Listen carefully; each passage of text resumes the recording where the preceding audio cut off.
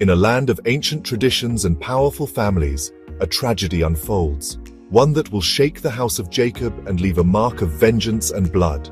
Genesis chapter 34 verses 1 to 31. One day, Dinah, the daughter of Jacob and Leah, went to visit some of the Canaanite women. When Shechem, son of Hamor the Hivite, who was chief of that region, saw her, he took her and defiled her. But he found the young woman so attractive that he fell in love with her and tried to win her affection. He said to his father, I want you to get this woman for me as my wife.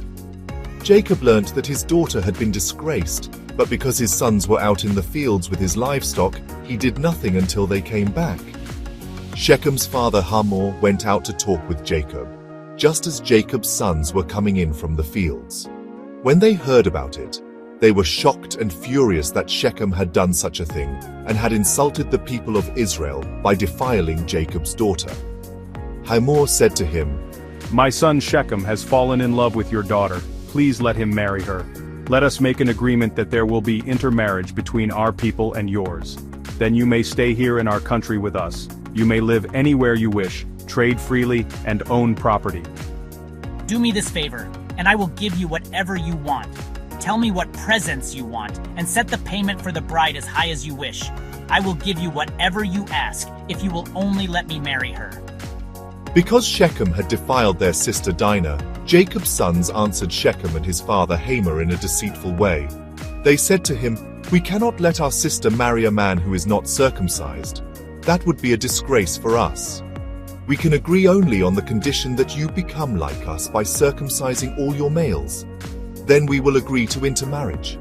We will settle among you and become one people with you. But if you will not accept our terms and be circumcised, we will take her and leave.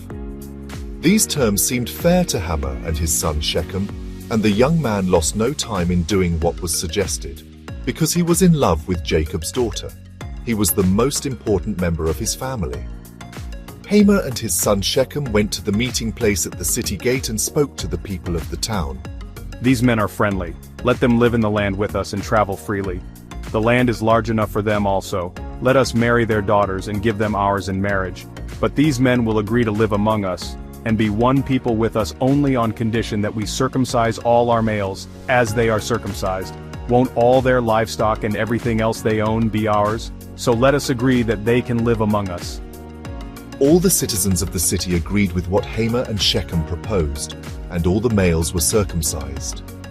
3 days later, when the men were still sore from their circumcision, 2 of Jacob's sons, Simeon and Levi, the brothers of Dinah, took their swords, went into the city without arousing suspicion, and killed all the men, including Hamor and his son Shechem. Then they took Dinah from Shechem's house and left.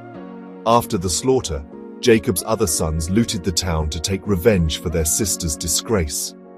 They took the flocks, the cattle, the donkeys, and everything else in the city and in the fields.